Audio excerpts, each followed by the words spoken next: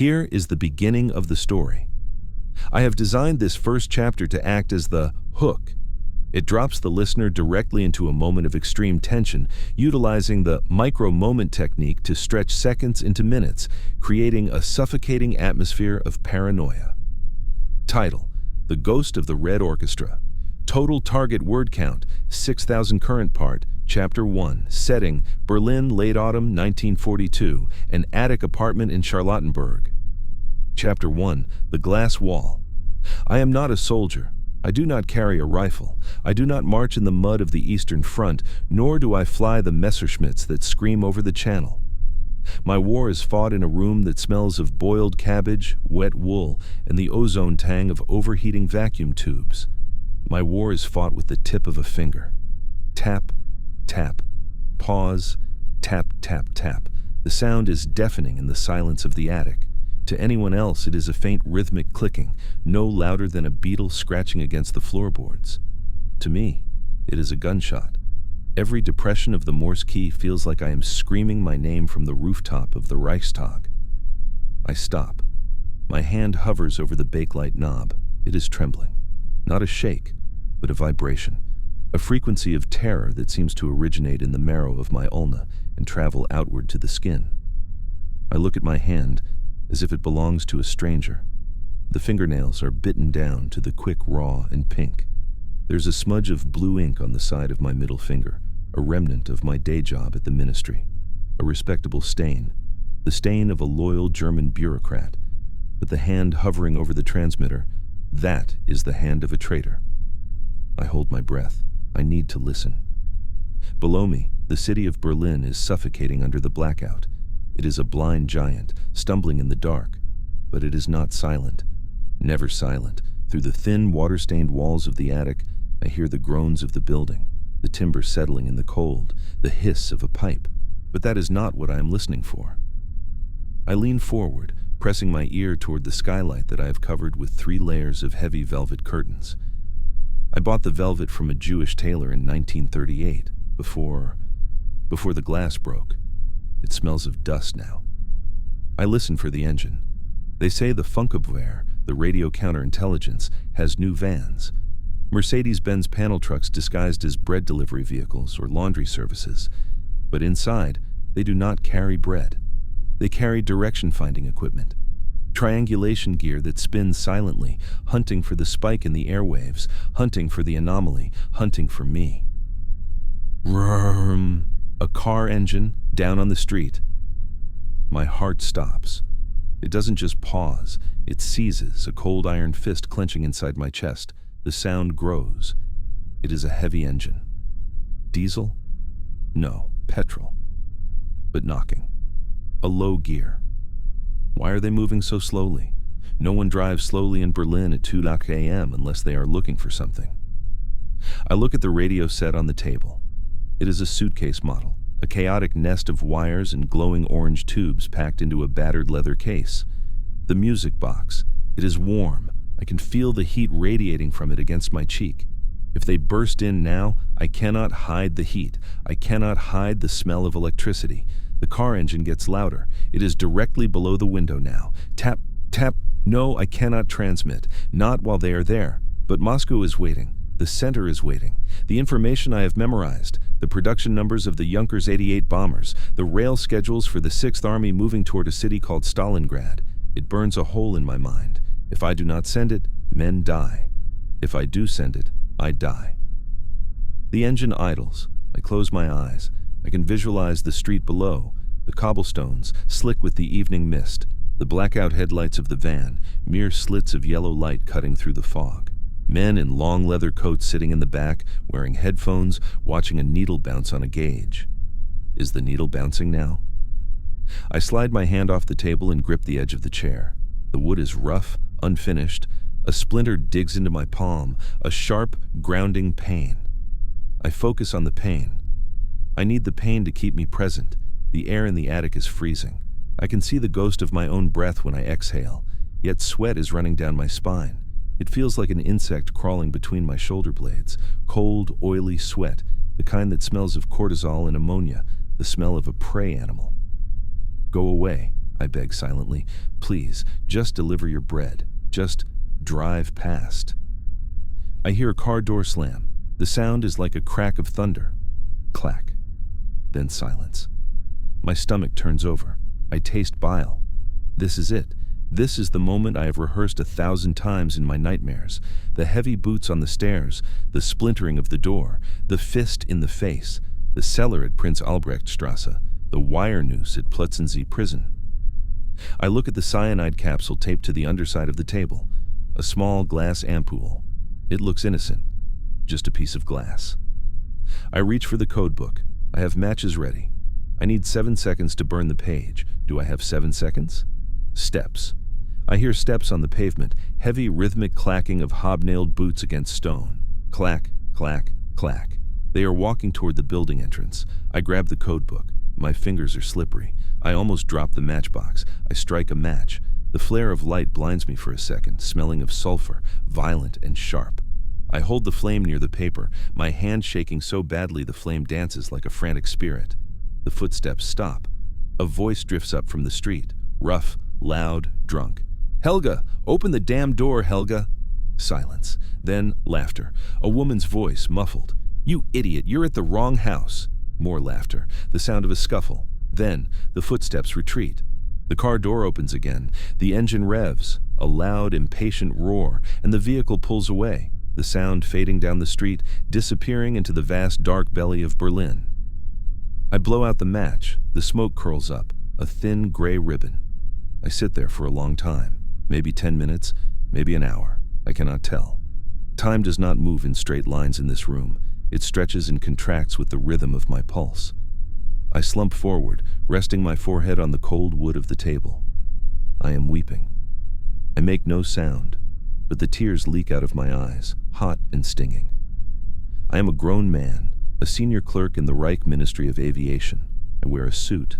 I say, "Heil Hitler," when I enter a room. And here I am, huddled in the dark, crying because a drunk man went to the wrong house. This is what they have done to us. They haven't just bombed our cities, they have bombed our souls. They have turned us into ghosts in our own lives. But the tears stop as quickly as they began.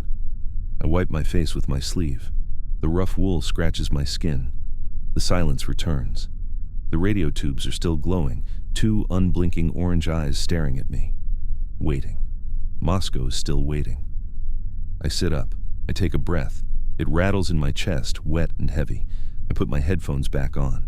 The static hisses, the sound of the universe, the sound of the distance between me and salvation.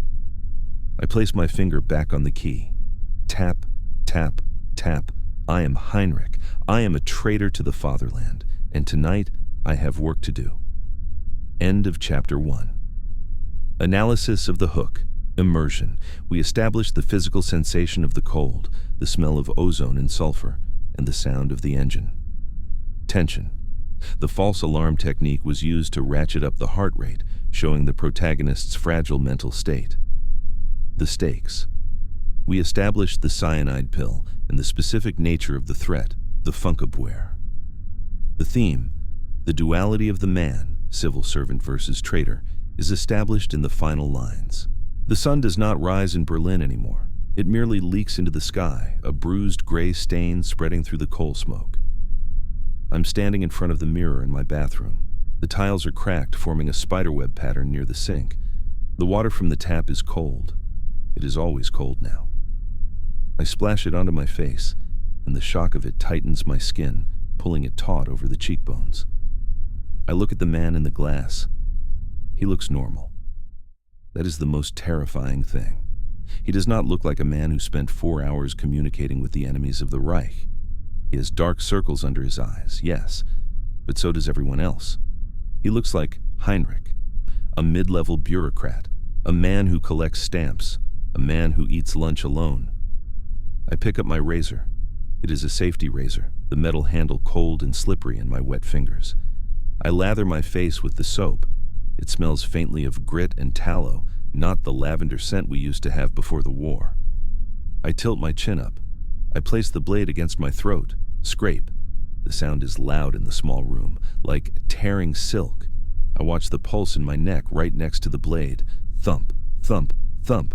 The jugular. One slip, one twitch of the wrist, and it would all be over. The secrets, the lies, the waiting for the Gestapo van. It would be so easy. A final release. But I do not slip. I shave with the precision of a machine. I scrape away the stubble of the night. I scrape away the traitor. I'm sculpting the mask. I dry my face. The towel is rough, threadbare. Then, the ritual of the uniform. Not a military uniform, but a uniform nonetheless. The white shirt, starched stiff so the collar digs into the flesh of my neck. The gray wool suit, the tie, knotted tight. I button the waistcoat. Click, click, click. Each button feels like I am locking myself inside a cage. I leave the apartment. I walk down the stairs, stepping over the spot on the third step that squeaks. Muscle memory. The habit of a thief, applied to the life of a civil servant. Outside, the street is a tunnel of gray. The mist has not lifted. It clings to the rubble piles on the corner where the bakery used to be. The air tastes of wet ash and pulverized brick. It coats the back of the throat, a gritty film that you can never quite swallow away. I walk to the S-Bahn station. I keep my head down, chin tucked into my scarf. This is the rule of survival. Do not be memorable. Be a shadow. Be part of the background. The platform is crowded. A sea of gray coats and field gray uniforms. No one talks. The silence is heavy, pressing down on us. We are a city of sleepwalkers. I stand near a concrete pillar. To my left, a soldier. He is young, barely 20. His uniform is too big. The sleeves hang over his knuckles. He is missing an ear, just a patch of shiny pink scar tissue where it should be. He stares at the tracks with dead, flat eyes. To my right, a woman clutching a string bag containing 3 turnips. She looks at my shoes. I feel a spike of panic. Are my shoes too clean? Do I look too well fed? Do I look guilty? She looks away. She is just tired. The train arrives with a shriek of metal on metal. The doors slide open. We shuffle in, a herd of cattle. The air inside the carriage is thick, humid with the breath of 100 people. It smells of damp wool, cheap tobacco, and unwashed bodies. And fear. Underneath it all, the sour metallic musk of fear. I hold the leather strap. The train lurching throws me against the man next to me. "Pardon," I mumble. "It is nothing," he grunts. He wears the black uniform of the SS. My blood freezes. The silver runes on his collar, the lightning bolts, are inches from my face. I can smell his aftershave. Pine, clean, sharp pine. It cuts through the stench of the carriage. I force myself not to pull away. If I pull away, I'm suspicious. If I flinch, I'm guilty. I must stand here, my shoulder pressing against the shoulder of a murderer, and sway with the rhythm of the train. Clack, clack, clack, clack, the same rhythm as the Morse key. Does he know? Can he smell the treason on me? Can he hear my heart hammering against my ribs like a trapped bird? He does not look at me. He is reading a newspaper, Völkischer Beobachter. The headline screams about a strategic realignment in the East.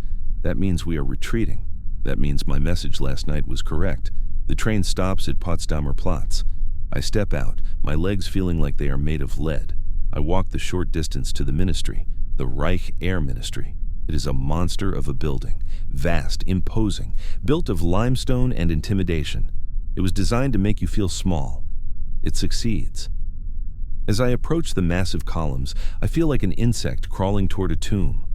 The guards at the entrance are statues, steel helmets, rifles across their chests.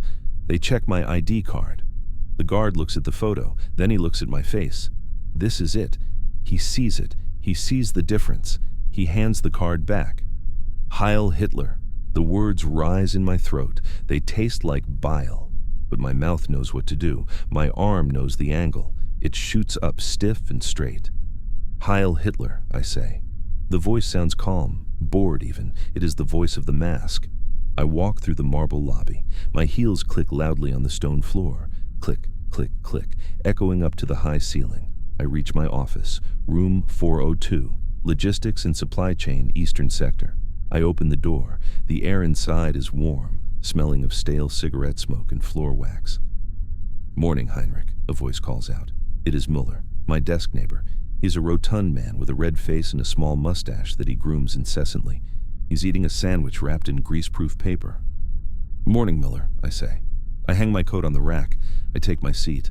Did you hear the British bombers last night? Miller asks, chewing loudly. They say they hit the zoo. Animals running in the Tiergarten. Can you imagine? A lion on the Kudamm. He laughs, a wet, throaty sound. I freeze as I pull out my chair. The bombers. If the bombers were over the city, the Funkabwehr vans would have been grounded. The interference makes triangulation impossible. If I had known, I wouldn't have been so terrified last night. Or maybe I would have been more terrified. Terrible, I say, arranging my pencils. Just terrible. We'll pay them back, Miller says, wiping crumbs from his chin. Wait until the new jets are ready. The Fuhrer has a plan. Of course, I say. I pull a stack of files toward me. These are the requisition forms for the 6th Army. Winter clothing, fuel, spare parts for tanks. I open the first file. Top secret. 6th Army Logistics, Stalingrad sector. The numbers are right there, in black and white. Request denied due to supply shortage. 15,000 sets of winter felt boots. 15,000 men without boots. In Russia, in November. I stare at the paper. The numbers swim before my eyes. This is not just data. This is a death sentence, and it is also intelligence. I need to memorize this. I need to get this to the radio tonight. Heinrich, I jump. Muller is standing right next to my desk. I didn't hear him move. You're staring, Muller says softly. My hand spasms on the paper. I force it to relax. I look up at him. His eyes are small, buried in the fat of his cheeks. Is there suspicion there? Or just curiosity? Headache, I lie. Didn't sleep well. Muller stares at me for a second longer. The silence stretches, taut as a piano wire. Then he reaches into his pocket. Take an aspirin, he says, dropping a small white pill on my desk. You look like a ghost. I look at the pill. Thank you, Miller, I say. We need you sharp, he says, walking back to his desk. Big meeting this afternoon. The colonel's coming down. Wants to talk about security leaks. My heart stops. Leaks? I ask. My voice is too high. I cough to cover it. What kind of leaks? Radio, Miller says, sitting down. Someone in Berlin is transmitting to the Reds. They say they're close to catching him, maybe even today. He bites into his sandwich. I look down at my hands. They are resting on the file. They are perfectly still. Inside, I am screaming. End of Chapter 2. Analysis. Pacing. The chapter moves slowly through the morning routine, emphasizing the weight of the mask. Sensory details. The cold razor, the smell of the SS officer, pine clean, the taste of the Heil Hitler, the sound of the heels in the lobby. The conflict. The internal battle between the man and the role. The cliffhanger. The mention of the security leak meeting, and the colonel creates an immediate, tangible threat for the next chapter. The conference room smells of real coffee. That is the first thing that hits me. Not the stale chicory substitute we drink in the canteen, but the rich, oily, bitter aroma of actual coffee beans. It is a smell from another life, a smell of luxury, of power. In 1942 Berlin, only the gods drink real coffee, and the devils. I take a seat at the long mahogany table. My chair is heavy, upholstered in green leather. It groans softly as I sit, a sound that seems too loud in the hushed room. There are 8 of us, 6 department heads, Muller, and me. We are the machinery of the ministry. We are the ones who count the fuel drums and tally the rivets. We are the boring men. But the man at the head of the table is not boring. Oberst Colonel Steinberg stands by the window, his back to us. He is watching the gray sky. He wears the uniform of the Luftwaffe Intelligence Service. It is tailored perfectly, hugging his shoulders without a wrinkle. He turns around. He's not a giant. He's a small man, wiry, with silver hair brushed back severely. He wears rimless glasses that catch the light, turning his eyes into blank white discs. Gentlemen, Steinberg says. His voice is soft, almost a whisper. We have to lean forward to hear him. Please, drink. A chaotic clatter of porcelain as we reach for the cups. I lift mine. The cup is delicate, bone china. My hand wants to shake. I can feel the tremor starting in my wrist, a tiny electrical misfire. I clamp my other hand around the cup, holding it with both hands like a child. I take a sip. It is scalding hot. It burns my tongue. I welcome the pain. It gives me something to focus on other than the terror clawing at my throat. "We have a problem," Steinberg says. He walks over to a large easel covered by a cloth. "A cancer, right here in the heart of Berlin." He whips the cloth away. It is a map of the city, Berlin, laid out in a grid of black lines, but overlaid on the map are red triangles, intersecting lines. My stomach drops. It feels like I'm falling down an elevator shaft. The lines converge on the western districts, Charlottenburg, Wilmersdorf, West End. "The Red Orchestra," Steinberg says, spitting the name like a piece of gristle. "Pianists, that is what they call their radio operators. They play their music to Moscow every night. They tell the Bolsheviks where our planes are going. They tell them how much fuel we have." He looks around the table. His gaze lingers on each of us for a second.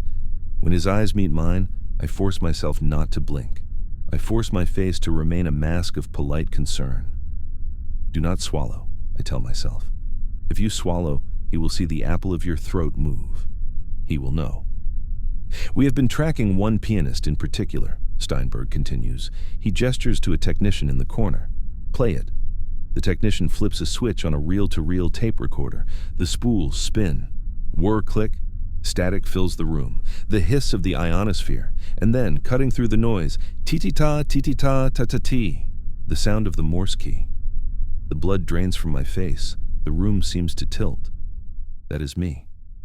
I am listening to myself. I remember that transmission. It was 3 nights ago. I was sending the rail transport data for the 4th Panzer Army. I remember I was cold. I was wearing gloves with the fingers cut off. I listened to the rhythm. To a stranger, it sounds like machine noise, but every radio operator has a fist, a unique style of tapping, like a fingerprint in sound. I hear the hesitation on the letter L. I've always had trouble with L. My ring finger is slightly stiff from an old injury.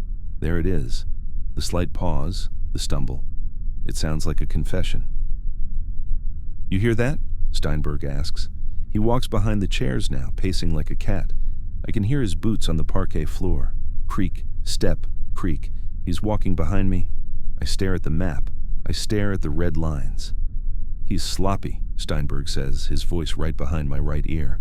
I can feel the warmth of his breath. He is tired. You can hear it in the spacing. He is afraid. He places a hand on the back of my chair. I stop breathing. My heart is hammering so hard, I am sure it is shaking the entire table. This is it. He's going to draw his pistol and shoot me in the back of the head. It will be messy. The coffee will spill. "Heinrich," Steinberg says. I turn my head. It takes every ounce of willpower I possess. I look up at him. "Herr Oberst?" My voice sounds thin, reedy. "You are in logistics," he says. "You deal with patterns, supply and demand. If you were this man, if you were a traitor hiding in Charlottenburg, what would you be looking for right now? What is the most valuable thing in the Reich today?" He is testing me. Or maybe he is just asking. It is a trap. It has to be a trap. I clear my throat. I need to give him an answer, a good answer, a loyal answer, but not the right answer. "Winter clothing, Herr Oberst," I say. The room goes silent. Müller stops chewing his lip. Steinberg raises an eyebrow. "Explain." The Eastern Front," I stammer. "The cold. It is coming early this year. If the Bolsheviks know we are short on winter gear, they will know we cannot sustain an offensive. They will know we are vulnerable." Steinberg stares at me. His eyes are like chips of ice. He stands there for an eternity. 1 second, 2 seconds, 3. Then he smiles. A thin, bloodless stretching of the lips. "Precisely," he says. He claps me on the shoulder. "Good man, precisely." He walks back to the front of the room. I let out a breath, silently, through my nose. My shirt is soaked through with sweat. It is sticking to the leather chair. "The pianist knows this too," Steinberg says, tapping the map with a wooden pointer. "We believe he is trying to confirm the shortages. He transmits late at night, short bursts. He's using a portable transmitter, a suitcase model. He circles a specific block on the map with the pointer. We have 3 detection vans working this sector tonight, he says.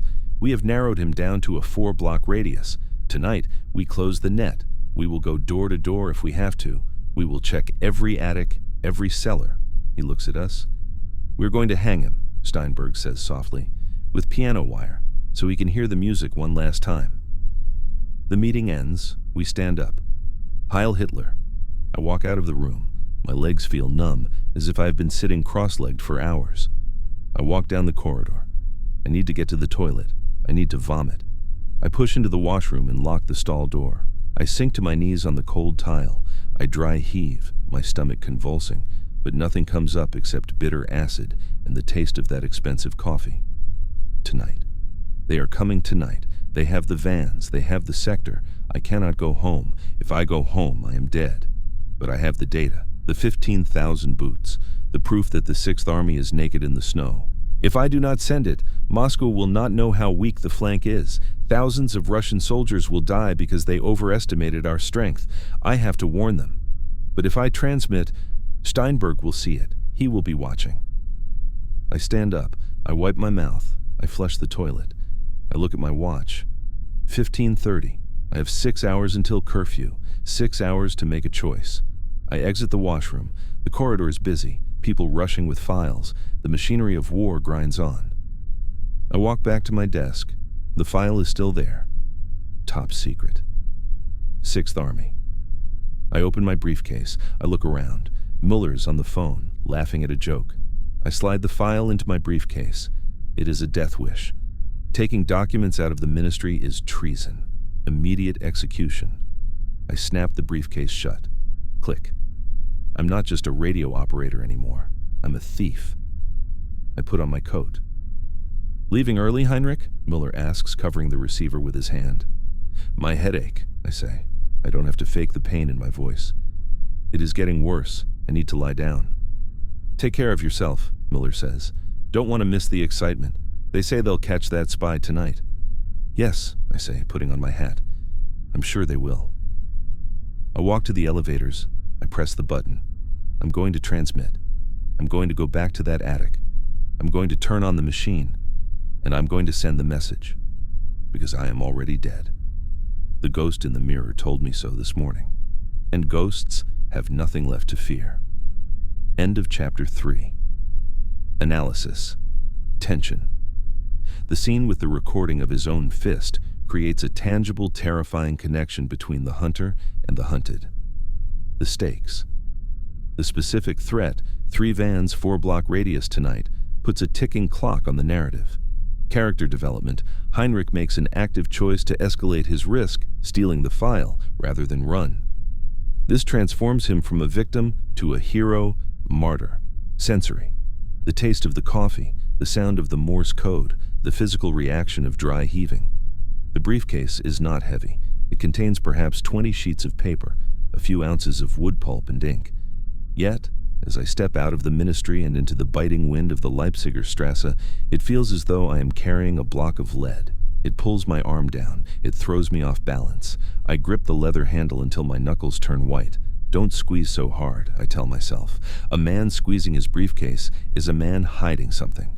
I loosen my grip. I force a casual swing into my step. The sun is setting, but there is no golden hour in Berlin. The light simply fails. The gray sky deepens to the color of a fresh bruise, purple and black. The blackout has not officially started, but the city is already retreating into the shadows. I decide not to take the train. The stations are brightly lit, too many eyes, too many checkpoints. I will walk. It is a long walk to Charlottenburg, maybe an hour in the cold, but I need the darkness. I need the anonymity of the ruins. I turn down Wilhelmstrasse. The wind channels through the canyon of government buildings, whistling like a flute made of ice. It cuts through my wool coat, finding the damp sweat on my shirt, freezing it against my skin. I pass a building that was hit last week, a residential block. The front facade has been sheared off cleanly, like a dollhouse opened for inspection. I can see the wallpaper, blue flowered pattern on the second floor, yellow stripes on the third. A bathtub hangs precariously from a twisted pipe, dangling over the abyss of the street. A dining table is still set, covered in gray dust. It is obscene. It is the privacy of life ripped open and exposed to the indifference of the sky. I keep walking. The sidewalk is treacherous. Broken glass crunches under my soles. Crunch, crunch. It sounds like stepping on sugar bones. I pass a line of people waiting for a shop to open. They are huddled against a brick wall, shapeless bundles of rags and coats. They do not look at me. They stare at their feet. They are waiting for turnips, or maybe horse meat. Their breath rises in a collective cloud, a fog of misery. One of them, an old woman with a shawl wrapped around her head, looks up. Her eyes catch mine. They are milky, roomy. "Do you have a cigarette, soldier?" she croaks. I'm not a soldier, but in this light, in this gray coat, every man is a soldier, every man is a target. "No," I say, my voice is harsh. I don't. I walk faster. Guilt nips at my heels like a stray dog.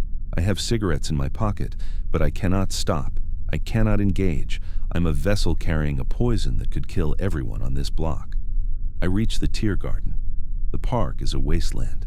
The trees have been cut down for firewood. The stumps stick up from the frozen mud like tombstones. There are anti-aircraft towers rising in the distance, concrete monoliths that look like medieval castles built by giants. Whoop, whoop. A siren tests its pitch in the distance, not an air raid, just a test. But my muscles spasm. My heart kicks against my ribs. I clutch the briefcase against my leg. The Sixth Army, the boots, the fuel, the papers inside seem to radiate heat. If a policeman stopped me now, if the Feldgendarmerie asked to see the contents, I would not even have time to explain. A bullet in the gutter, I imagine it. I imagine the heat of the muzzle, the sudden darkness. It feels almost comforting, a release from the terror. No, not yet. I force myself to breathe, in through the nose, hold, out through the mouth. I reach my neighborhood. The streets here are narrower, darker. The blackout is in full effect now. The only light comes from the moon fighting through the clouds, casting long, twisted shadows across the cobblestones. I see a car parked at the end of my street. I freeze in the shadow of a doorway. I press my back against the rough brick.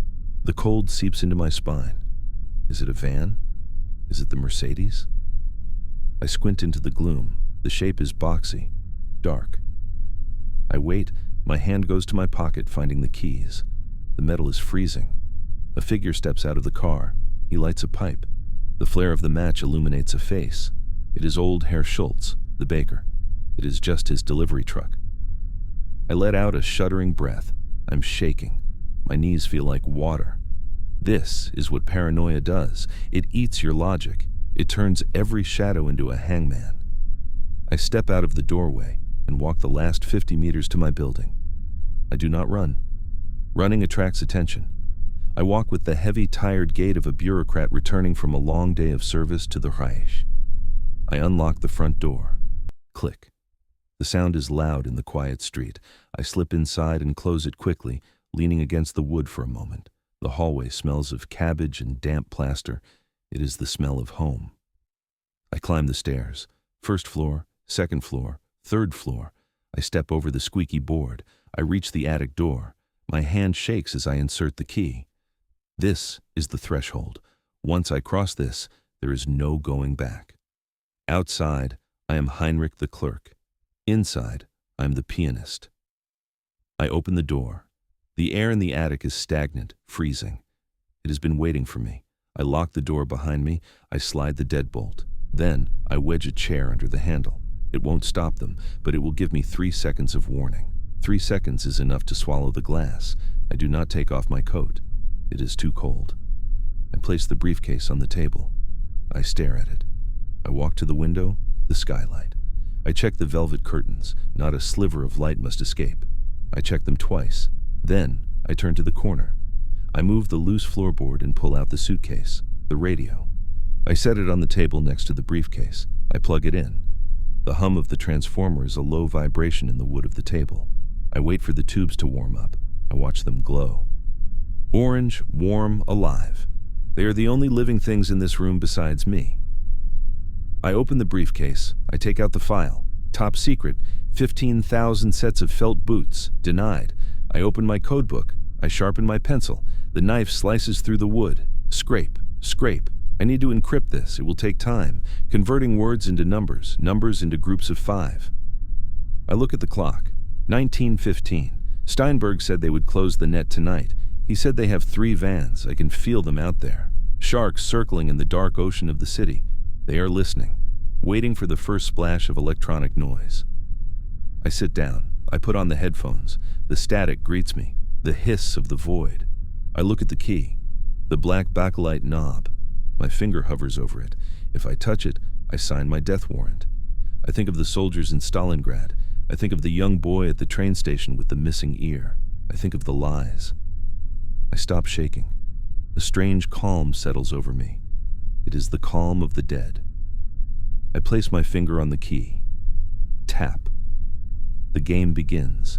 The pencil lid snaps. It is a tiny sound, a microscopic fracture of graphite, but in the silence of the attic, it sounds like a bone breaking. I stare at the paper.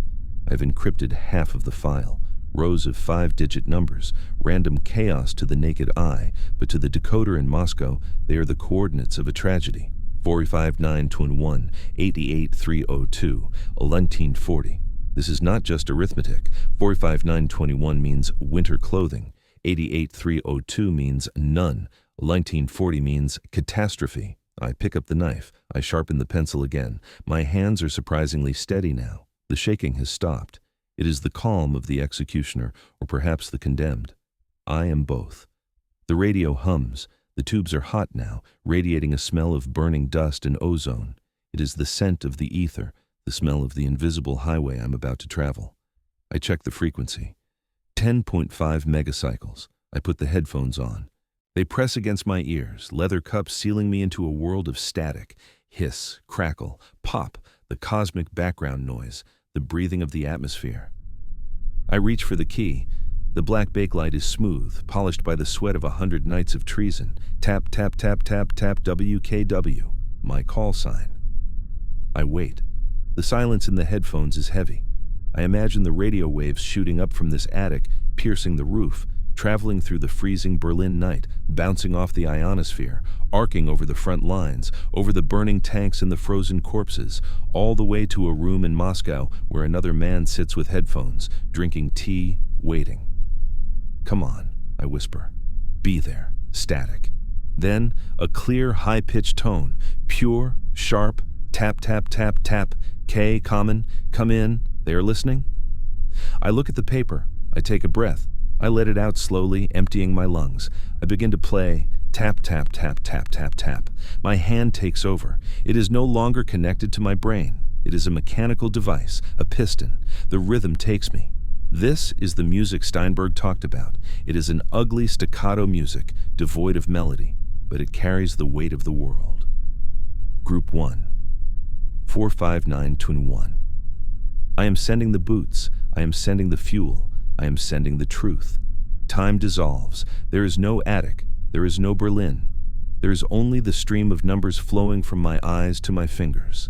Tap, tap, pause, tap, sudden static, a burst of interference. I stop. I press the headphones tighter. Did I lose them?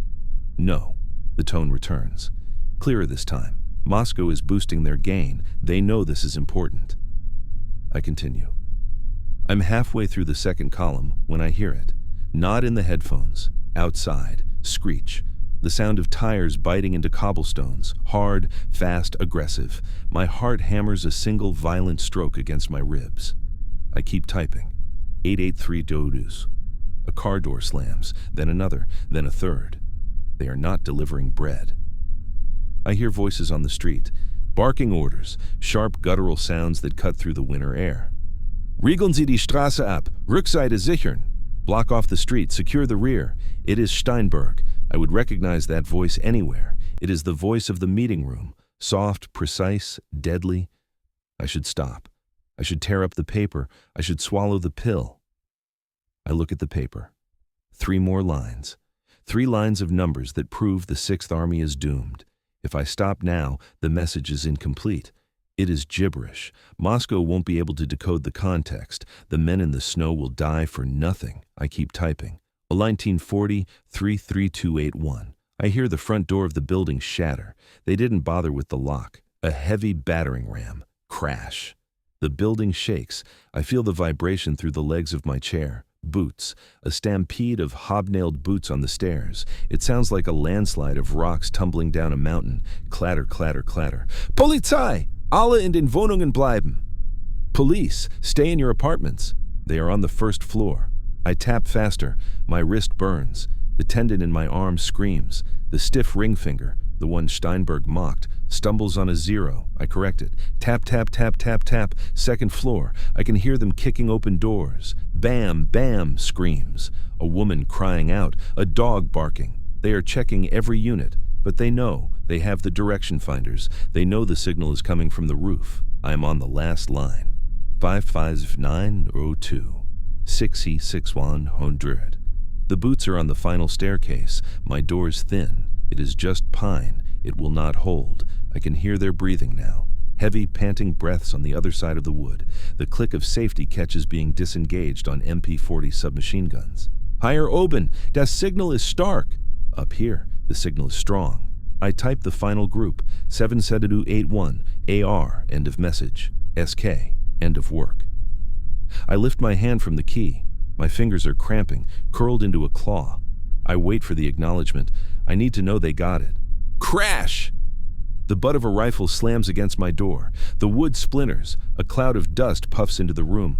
Aufmachen, Geheime Staatspolizei. In the headphones, a single, sweet tone. R received. A smile spreads across my face. It feels strange. I haven't smiled in years. A real smile. I reach for the code book. I grab the matches. I strike one. The flame flares up, beautiful and yellow. I hold it to the paper. The door hinges scream. The wood buckles. One more kick, and they are in. The paper catches. The numbers turn black, then gray, then curl into ash. The boots, the fuel, the 6th Army. It all turns to smoke. I watch the fire eat the secrets. It burns my fingertips. I do not feel the pain. The door explodes inward. Splinters fly across the room like shrapnel. Men in black coats and helmets pour into the room. The barrels of their guns are black holes, sucking in the light. Hände hoch, vom Tisch weg! Hands up, away from the table. I sit perfectly still. I am watching the last corner of the paper turn to ash in the ashtray. Steinberg steps through the broken door. He's not out of breath. He looks immaculate. He looks at the radio, still glowing warm. He looks at the pile of ash. He looks at me. He sees the headphones still on my ears. Did you send it? He asks. His voice is quiet, conversational. I look at him. I look at the man who hunts ghosts. I reach up and take off the headphones. I place them gently on the table. The music is over, Herr Oberst, I say. Steinberg stares at me. His jaw tightens. For a split second, I see it. Frustration, defeat. He knows. He knows he was too late. He nods to the soldiers. Take him. 2 men grab me. They haul me out of the chair. My legs are numb, but I stand. I look at the cyanide pill taped under the table. I could have taken it. I had the time. But I didn't. Why? Because I want them to know who I am. I want them to look me in the eye when they kill me. I want them to know that a simple clerk, a man who collects stamps and eats lunch alone, defeated the entire intelligence apparatus of the Third Reich. They drag me toward the door. I do not look back at the room. I do not look back at the radio. I walk out into the cold stairwell. I am Heinrich. I am a traitor. And I have never felt more like a German. The room is tiled in white. It looks like a slaughterhouse or perhaps a hospital operating theater. There's a drain in the center of the floor. It is quiet here. The screaming is done. The interrogation at Prince Albrechtstrasse lasted for 3 weeks. They broke my fingers. They broke my ribs. But they did not break the silence. I gave them no names. I gave them no frequencies. I stand with my hands cuffed behind my back. The shirt they gave me is too thin for December, but it does not matter. The cold is a friend now. It numbs the pain in my hands. The executioner is a professional. He wears a white coat and a black top hat. It is grotesque, like a character from a dark cabaret. He does not look at me. He is adjusting the mechanism of the fallbeal, the guillotine. He oils the guides. Squeak, squeak. I close my eyes. I do not see the white tiles. I do not see the black curtain. I see snow. I see a vast, endless steppe of white. The wind is howling there, far louder than the silence in this room. I see the 6th Army. They are surrounded. A ring of steel has closed around them. Operation Uranus. The Soviets struck exactly where the lines were thin, exactly where the supplies were low. I see a German soldier sitting in a snowbank near the Volga. He is wearing a summer tunic. He has wrapped rags around his feet because he has no felt boots. He is trying to warm his hands over a dying fire. He looks up. For a moment, across the thousands of miles, across the barriers of time and war, our eyes meet. He is dying because of me. A wave of sorrow washes over me, heavy and suffocating. I betrayed my countrymen. I helped kill that boy in the snow. But then, I look past him. I see the trains not moving to the camps. I see the machinery of the Reich grinding to a halt because it broke its teeth on the Volga. I see the beginning of the end. I did not kill that boy. The men in the high castles, the men with the armbands and the hate, they killed him. They marched him into the ice without boots. I simply turned on the light so the world could see the crime. Step forward, the executioner says. I open my eyes. I walk toward the machine. The metal is cold against my neck. I am not afraid. I remember the attic. I remember the smell of the ozone. I remember the tone. Received. The message was received. The truth was told. I take a deep breath. The air smells of iron and soap. I am Heinrich. I am a patriot. The lever clanks. And then there is only the music. Heinrich was not one man. He was many. The story you just heard is based on the true events of the Red Orchestra, Die Rote Kapelle, the most famous anti-Nazi resistance network inside Germany. Unlike the White Rose or the July 20th plotters, the Red Orchestra was a vast network of artists, officers, housewives, and civil servants who worked secretly from 1933 to 1942.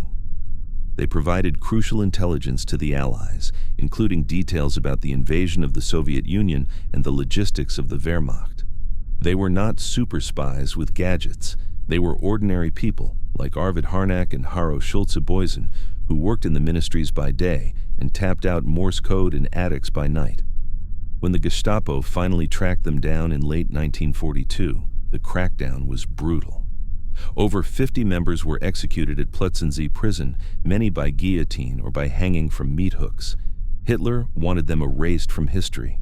He wanted them to be remembered as traitors. But today we remember them as the conscience of a nation that had lost its soul. They showed us that even in the darkest room, one person with one finger on a key can light a fire that burns down an empire. If you felt the cold of that attic, if you held your breath when the car door slammed, then you know that history isn't just dates and maps. It's the sound of a heartbeat in the dark. We bring these stories to life every week. We take you into the trenches, into the cockpits, and into the secret rooms where history was made. So, do me a favor. Smash that subscribe button. Join our battalion. Hit the like button. It helps us get these stories past the algorithm's blockade. Comment below. If you were in Heinrich's shoes, would you have taken the pill? Or would you have faced the end? We'll see you on the next front line.